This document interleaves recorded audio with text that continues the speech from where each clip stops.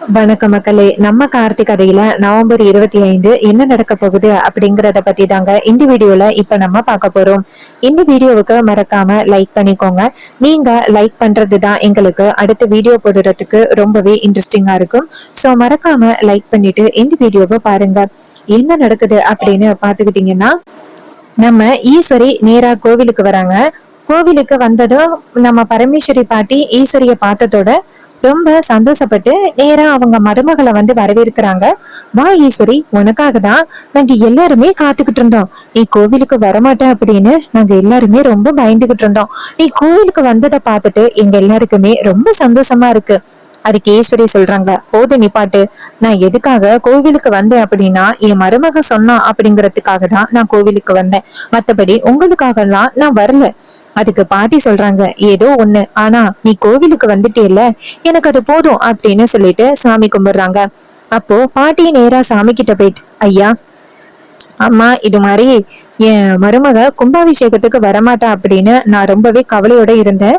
ஆனா என் கவலையை போக்கி என் மருமகளை இங்க வர வச்சுட்டேன் அப்படின்னு பாட்டி ரொம்ப சந்தோஷமா சாமி கிட்ட வேண்டுறாங்க. அப்போ நம்ம ஹீரோ நேரா அவங்க பாட்டி கிட்ட வந்துட்டு, பாட்டி இப்ப சந்தோஷமா அப்படின்னு சொல்ல பாட்டி சொல்றாங்க, ஆமா என் பேராண்டி, எனக்கு ரொம்ப சந்தோஷமா இருக்கு என் மருமக கோவிலுக்கு வந்தது. அப்ப ஹீரோ சொல்றாரு, பாட்டி நான் எப்படி எப்படியோ சொல்லி அத்தைய கோவிலுக்கு வர வச்சிருக்கேன். பாட்டி சொல்றாங்க, ஆமாயா, பாக்கையிலே நல்லா தெரியுது என் மருமக நீ சொல்லிதான் வந்திருக்கா அப்படின்னு. இதை கேட்டதும் ஹீரோ சொல்றாரு, சரிங்க பாட்டி, சரி நான் கோவிலுக்கான ஏற்பாடுகளை பாக்குறேன் அப்படின்னு ஹீரோ அந்த இடத்துல இருந்து போறாரு. இன்னொரு பக்கம் அந்த வில்லன்கள் 3 பேருமே காமிக்கிறாங்க. அப்போ அந்த விருமன் சொல்றாரு, இந்த கும்பாபிஷேகத்தை நிப்பாட்டணும் அப்படின்னு நீங்க எல்லாரும் சேர்ந்து பல வகையில முயற்சி பண்ணி பாத்தீங்க. ஆனா எந்த திட்டமுமே செல்லுபடியாகாம போயிட்டு இப்போ நீங்க என்ன பண்ண போறீங்க அப்படின்னு கேட்க, அதுக்கு சிவனாண்டி சொல்றாரு, இங்க பாருங்க, எங்களால முடிஞ்ச அளவுக்கு நாங்க பிளான் பண்ணிக்கிட்டு தான் இருக்கோம். அதுவும் அந்த பரமேஸ்வரிய காலி பண்றதுக்கு கூட ட்ரை பண்ணோம். ஆனா எல்லாத்துலயும் அந்த டிரைவர் பையன் காப்பாத்திட்டான் அப்படின்னு சொல்லி கோவமா பேசிக்கிட்டு இருக்காங்க. அப்ப முத்து சொல்றாரு, இந்த ஈஸ்வரி கும்பாபிஷேகத்துக்கு வரமாட்டா அப்படின்னு நினைச்சேன். ஆனா அவதான் முன்னாடியில வந்து நிக்கிறா அப்படின்னு. அதுக்கு சிவனாண்டி சொல்றாரு, ஆமா சித்தப்பா, வரமாட்டா அப்படின்னு நினைச்சா வந்துட்டாலே. இத பத்தி சந்திரா என்கிட்ட எதுவுமே சொல்லவே இல்லையே அப்படின்னு சொல்லி பேசிட்டு நிக்கிறாங்க.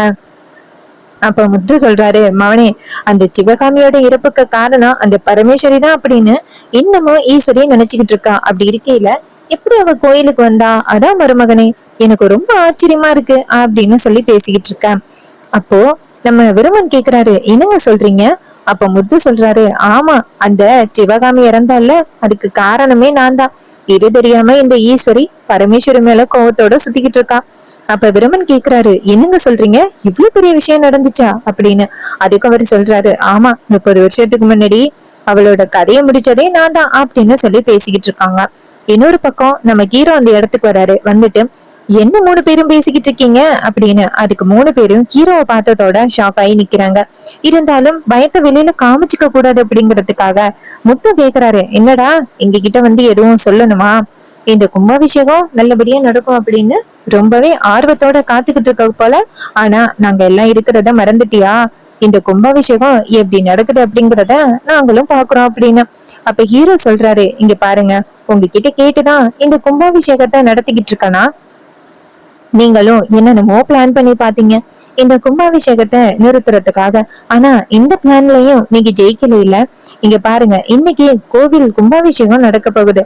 தடுக்கிறதுக்கு ஏதாவது நீங்க ட்ரை பண்ணீங்க, அவ்வளவுதான் அப்படின்னு சொல்ல, அதுக்கு சிவனண்டி சொல்றாரு, டேய் போடா அப்படின்னு சொல்ல, அப்ப ஹீரோ சொல்றாரு, இங்க பாருங்க, நீங்க உங்களோட மானத்தை காப்பாத்திக்கணும் அப்படின்னு நினைச்சீங்கன்னா இந்த கும்பாபிஷேகத்துல நீங்க தலையிடாம இந்த ஊரை விட்டு போயிடுறது நல்லது அப்படின்னு.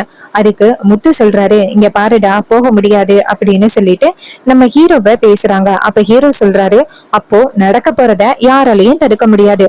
இங்க பாரு முத்து, நீ பண்ண அநியாயம் யாருக்கும் தெரியாது அப்படின்னு நினைச்சுக்கிட்டு இருக்கியா? நீதான் பாட்டியோட இறப்புக்கு காரணம் அப்படிங்கறது எனக்கு நல்லாவே தெரியும். ஆனா அத்தை கிட்ட ஆதாரத்தோட நிரூபிக்கிறதுக்காக நான் ஆதாரத்தை தேடிக்கிட்டு இருக்கேன். என்னைக்கு ஆதாரம் கிடைக்குதோ அன்னைக்கு இருக்கு உனக்கு அப்படின்னு சொன்னதோட முத்து ஷாக் ஆகுறாரு. முத்து சொல்றத பார்த்துட்டு ஷாக் ஆகுறாரு. இவனுக்கு எப்படி இந்த உண்மை தெரியும் அப்படின்னு ரொம்ப அதிர்ச்சி ஆகுறாரு. அப்ப ஹீரோ கேட்கிறாரு, என்ன எனக்கு எப்படி இந்த உண்மை தெரியும் அப்படின்னு தானே ஷாக் ஆகுறாரு. இது எல்லாமே சண்முகம் மூலமா எனக்கு உண்மை தெரியும். இங்க பாரு, உன்னோட ஆட்டம் ரொம்ப நாள் நடக்காது. கூடிய சீக்கிரம் அத்தைக்கிட்ட நீ யாரு அப்படிங்கிற விஷயத்த நான் நிரூபிப்பேன். அதுக்கு முத்து சொல்றாரு, இங்க பாருடா, இந்த விஷயம் மட்டும் ஈஸ்வரிக்கு தெரிஞ்சிச்சு அவ்வளவுதான். அப்ப ஹீரோ சொல்றாரு, கூடிய சீக்கிரம் இந்த விஷயத்த நான் அத்தைக்கிட்ட சொல்லதானே போறேன் அப்படின்னு சொல்லிட்டு நம்ம ஹீரோ அந்த இடத்துல இருந்து போறாரு. இது கேட்டதும் முத்துக்கு ரொம்ப அதிர்ச்சி. முத்து நேரா அவங்க மவனை பார்த்து, டே மவனே, இவனுக்கு இந்த விஷயம் தெரிஞ்சிருச்சு அப்படின்னா கண்டிப்பா இதை நிரூபிக்கிறதுக்காக முயற்சி பண்ணுவானே.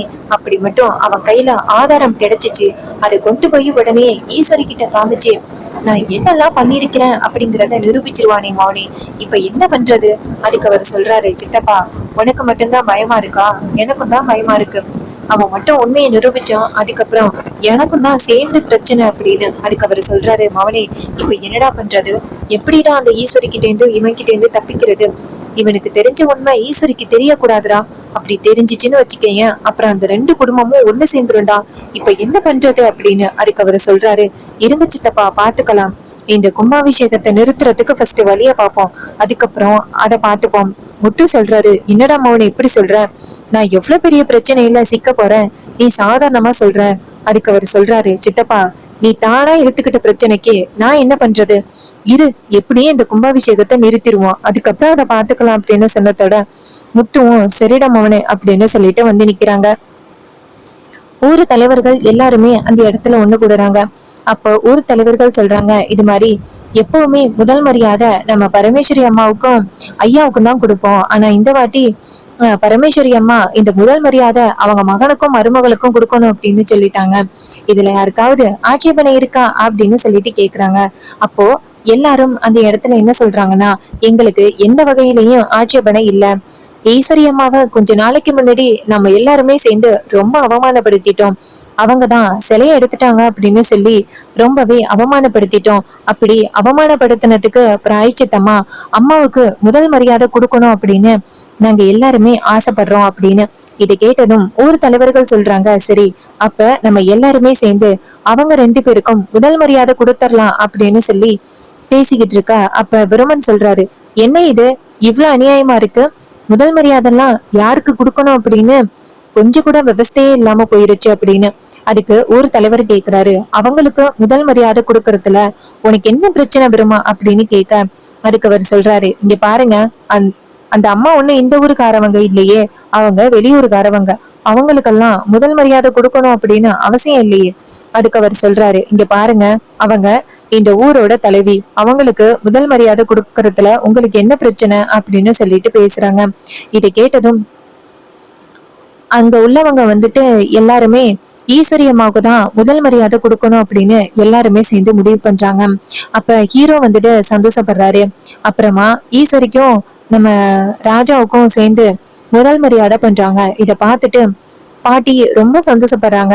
ஈஸ்வரி இத வேணான்னு சொல்லாம இத முதல் மரியாதைய ஏத்துக்கிட்டது ரொம்ப சந்தோஷமா இருக்கு அப்படின்னு பாட்டி ரொம்பவே சந்தோஷப்படுறாங்க. அப்புறம் கொஞ்ச நேரம் கழிச்சு நம்ம ஈஸ்வரி எல்லாருமே சேர்ந்து சாமி கும்பிடுறாங்க. அப்போ நம்ம முத்து அந்த இடத்துக்கு வந்துட்டு இதெல்லாம் ரொம்ப அநியாயமா இருக்கு அப்படின்னு கேக்குறாரு. அப்ப அவங்க கேக்குறாங்க, என்ன அநியாயமா இருக்கு அப்படின்னு. அதுக்கு அவங்க சொல்றாங்க, இவங்களோட அம்மா சிவகாமி கொஞ்ச நாளைக்கு முன்னாடி இறந்தாங்கல்ல, அவங்க அம்மா இறந்ததை கூட பெரிய விஷயமா எடுத்துக்காம இந்த பரமேஸ்வரிய மன்னிச்சு இங்க வந்து சாமி கும்பிட்டுக்கிட்டு இருக்காங்களே, இவங்களால தானே நகையெல்லாம் காணாம போனுச்சு அப்படின்னு சொல்லி அவர் பேசுறாரு. இதை கேட்டதும் பரமேஸ்வரி சொல்றாங்க, ஏ முத்து, நீ என்ன பண்ண அப்படிங்கறது எங்க எல்லாருக்குமே தெரியும். ஈஸ்வரி கிட்ட நிரூபிக்கிறதுக்கு எங்க கிட்ட சரியான ஆதாரம் இல்ல, அதனாலதான் நாங்க எல்லாருமே அமைதியா இருக்கோம், இல்லைன்னா உன்னை சும்மா விட மாட்டோம் அப்படின்னு. அப்போ சாமி கும்பிட்டுக்கிட்டு இருக்க ஈஸ்வரிக்கு டக்குன்னு வந்துட்டு அம்மன் சாமி வந்துருது. அப்ப ஈஸ்வரி பயங்கரமா அம்மன் சாமி ஆட ஆரம்பிக்கிறாங்க. இத பார்த்துட்டு எல்லாருமே ஷாக் ஆகுறாங்க. ஈஸ்வரி அம்மாவுக்கு சாமி வந்துருச்சு அப்படின்னு எல்லாருமே பாத்துக்கிட்டு இருக்காங்க. அப்ப ஹீரோ என்ன பண்றாருன்னா, நேரா இத பார்த்துட்டு அதிர்ச்சி ஆகுறாரு. அவங்க பொண்ணுங்க எல்லாருமே ஷாக் ஆகுறாங்க. அப்ப பாட்டி அப்புறம் ஊர் மக்கள் எல்லாருமே சேர்ந்து கையெடுத்து கும்பிட்டுக்கிட்டு நிக்கிறாங்க. அப்போ முத்து இத பார்த்துட்டு ஷாக் ஆகுறாரு. அப்ப பரமேஸ்வரி நேரா ஈஸ்வரி கிட்ட வந்துட்டு, அம்மா உனக்கு தெரியாதது இல்ல, என் குடும்பத்துல எவ்வளவு பெரிய அநியாயம் நடந்துகிட்டு இருக்கு அப்படிங்கறது உனக்கு தெரியும். செய்யாத தப்புக்கு என் குடும்பம் இத்தனை வருஷமா தண்டனை அனுபவிச்சுக்கிட்டு இருக்கு. சிவகாமியோட இறப்புக்கு யாருதான் காரணம், உன் வாயால நீயே சொல்லுமா அப்படின்னு சொல்லிட்டு பரமேஸ்வரி ஆவேசத்தோட பேசுறாங்க. அப்போ ஈஸ்வரி என்ன சொல்றாங்கன்னா, இங்க பாரு, செய்யாத தப்புக்கு நீ இத்தனை வருஷமா தண்டனை அனுபவிச்சுட்டு இருந்திருக்க. யாரு உண்மையான குற்றவாளி அப்படிங்கிறத இன்னும் கொஞ்ச நேரத்துல நான் உன்கிட்ட நிரூபிக்கிறேன் அப்படின்னு. அப்போ முத்து அந்த இடத்துல இருந்து தப்பிச்சு போக பாக்க, அப்ப ஈஸ்வரி டக்குன்னு முத்துவ அவங்களோட சூலாயுதத்தால பிடிக்கிறாங்க. அப்ப முத்து அதிர்ச்சி ஆகி அங்க நிக்கிறாரு. ஊர் மக்கள் எல்லாருமே அதை பார்த்துட்டு ரொம்ப ஆச்சரியத்தோட நிக்கிறாங்க. ஈஸ்வரி கேக்குறாங்க, எங்கடா தப்பிச்சு போக பாக்குற அப்படின்னு. அப்போ முத்து பயத்துல நிக்க ஈஸ்வரி சொல்றாங்க, இங்க பாரு, தப்பிச்சு போய் தப்பே பண்ணாதவங்க மேல பழிய போட்டுடலாம் அப்படின்னு நினைச்சுக்கிட்டு இருக்கியா? இங்க பாருடா, நான் யாரு அப்படிங்கறது உனக்கு நல்லாவே தெரியும். என்கிட்ட இருந்தே தப்பிச்சு போகலாம் அப்படின்னு பாக்குறியா அப்படின்னு ஈஸ்வரி கேக்குறாங்க. அம்மா, இவன் தான் காரணம், ஆனா இவன் பண்ண தப்புக்கான ஆதாரம் எங்க கையில சிக்கல. அதனால ஈஸ்வரி கிட்ட எங்களால உண்மையை நிரூபிக்க முடியல. நீதாமா எப்படியாவது உண்மையை நிரூபிக்கணும் அப்படின்னு. அப்போ ஈஸ்வரி அம்மன் விஷயத்துல சொல்றாங்க, இவன் தான் அந்த தப்பு பண்ணவன். ஊர் மக்கள் எல்லாருமே கேட்டுக்கிடுங்க. இவன் சிவகாமி அம்மா இருந்தாங்கல்ல, அவங்களோட சாப்பாட்டுல எதையோ கலந்துட்டான். எதுக்காக தெரியுமா கலந்தான்? முத நாள் அவன் அவங்க கிட்ட தப்பா நடந்துக்க முயற்சி பண்ணிருக்கான். அவங்க மறுநாள் பஞ்சாயத்தை கூட்டுறேன் அப்படின்னு சொல்லி அவனை மிரட்டி இருக்காங்க. இதனால பயந்து போன அவன் எப்படியும் வந்துட்டு மாட்டிப்போம், இவளை எப்படியாவது காலி பண்ணணும் அப்படின்ட்டு அவங்களோட சாப்பாட்டுல கலந்துட்டான். இதனாலதான் இவ்வளவு பிரச்சனையும். பாவம், இது தெரியாம அந்த அம்மாவும் அதை சாப்பிட்டுட்டு இறந்துட்டாங்க. மறுநாள் அந்த நகை திருட்டு நேரத்துல அவங்க உயிர் போனதை பார்த்துட்டு எல்லாருமே இதுக்கு காரணம் பரமேஸ்வரியும் சிவகாமியும் அப்படின்னு பழி போட்டுட்டாங்க. ஆனா அவங்க ரெண்டு பேரும் இதுக்கு காரணம் இல்ல. இது எல்லாமே ஒரு திட்டமிட்ட சதி. இந்த சதிக்கு காரணம் இவன் தான் அப்படின்னு ஊர் மக்கள் முன்னாடி ப்ரூவ் பண்றாங்க. இதையெல்லாம் பார்த்ததும் அந்த முத்துவுக்கு ரொம்பவே அதிர்ச்சி ஆகுது. ஐயோ, நம்ம என்ன பண்ணோம் அப்படிங்கறது எல்லாத்தையுமே நிரூபிச்சுட்டாலே நம்ம இப்ப என்ன பண்றது அப்படின்னு அவ தப்பிச்சு போக முயற்சிக்க, அதுக்கு அம்மன் சொல்றாங்க, இங்க பாருங்க, இவனுக்கு என்ன தண்டனை கொடுக்கணுமோ அதை கொடுங்க. ஈஸ்வரி கிட்டையும் இதை சொல்லி புரிய வைங்க அப்படின்னு. இதை கேட்டதும் ஊர் மக்களும், அம்மா நீங்களே சொல்லிட்டீங்க, இத நாங்க ப்ரூவ் பண்ணாம இருப்போமாமா, நாங்க கண்டிப்பா இதை ப்ரூவ் பண்றோம் அப்படின்னு சொல்ல, அதுக்கப்புறம் ஈஸ்வரி மயங்கி விழுங்குறாங்க. பரமேஸ்வரி நேரா முத்துவ பார்த்து, டேய், இப்படியே தப்பு பண்ணிட்டு தப்பிச்சு போயிடலாம் அப்படின்னு பாத்துக்கிட்டு இருக்கியா? இங்க பாரு, நீ பண்ண தப்பு என் மருமக வாயிலேந்தே வெளியில வந்துருச்சு பாத்தியா?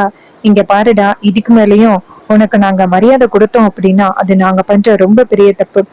எவ்வளவு பெரிய தப்பு பண்ணிட்டு இன்னுமே ஈஸ்வரியோட குடும்பத்துக்கு பல தொந்தரவுகளை கொடுத்துட்டு ரொம்ப நல்லவன் மாதிரி நடிச்சுக்கிட்டு இருக்கியல்ல, உன்னை சும்மா விட மாட்டான். ஊர் மக்கள் எல்லாருமே சேர்ந்து இவனை அடிங்க அப்படின்னு சொன்னதோட ஊர் மக்கள் எல்லாருமே சேர்ந்து அந்த முத்துவை துரத்துறாங்க. இதையெல்லாம் பார்த்துட்டு ஈஸ்வரிக்கு ரொம்ப குழப்பமா இருக்கு, என்ன நடக்குது அப்படின்னு. அப்பதான் ரேவதி சொல்றாங்க, அம்மா உங்களுக்கு சாமி வந்துருச்சுமா, நீங்க என்ன சொன்னீங்க தெரியுமா? பாட்டியோட இறப்புக்கு காரணம் யாரு அப்படிங்கறத சொல்லிட்டீங்க. அப்ப ஈஸ்வரி கேக்குறாங்க, என்னம்மா சொல்ற? அப்போ ரேவதி நடந்த விஷயம் எல்லாத்தையுமே சொல்றாங்க. இதை கேட்டதும் நம்ம ஈஸ்வரிக்கு ரொம்ப ஆச்சரியமா இருக்கு. அப்போ அம்மாவோட இறப்புக்கு காரணம் திட்டமிட்ட சதியா? பரமேஸ்வரி காரணம் இல்லையா? அப்ப ஈஸ்வரி சொன்னதை கேட்டுட்டு ரேவதி சொல்றாங்க, ஆமாமா, பாட்டியோட இறப்புக்கு காரணம் அந்த முத்ததாமா. அவன் தாமா இப்படி ஒரு காரியத்தை பண்ணிருக்கான். பாவம், பாட்டி தான் எதற்காக இறக்குறோம் அப்படின்னு கூட தெரியாம இறந்திருக்காங்க, பாவம் அப்படின்னு சொன்னதோட நம்ம ஈஸ்வரிக்கு கடுமையான கோவம் வருது. இவ்வளவு தப்பு பண்ண அவன் எங்க அப்படின்னு. அதுக்கு அவங்க சொல்றாங்க, அம்மா ஊர் மக்கள் எல்லாருமே சேர்ந்து அவனுக்கு தண்டனை கொடுக்கலாம் அப்படின்னு முடிவு பண்ணி ஊரை விட்டு துரத்தி அடிச்சுட்டாங்க. இது கேட்டதும் நம்ம ஈஸ்வரி சொல்றாங்க, அவனை விடக்கூடாது அப்படின்னு. சோ இந்த கதை உங்களுக்கு பிடிச்சிருக்கா? இந்த கதை பிடிச்சிருந்துச்சுன்னா இந்த வீடியோவுக்கு மறக்காம லைக் பண்ணிக்கோங்க. நம்ம சேனலை சப்ஸ்கிரைப் பண்ணிட்டு பக்கத்துல உள்ள பெல் ஐகானையும் கிளிக் பண்ணி ஆல்ல செட் பண்ணிக்கோங்க. அப்பதாங்க அடுத்த வீடியோ போடும்போது உங்களுக்கு நோட்டிபிகேஷன் வரும், பார்க்கலாம். தேங்க்யூ ஃபார் வாட்சிங்.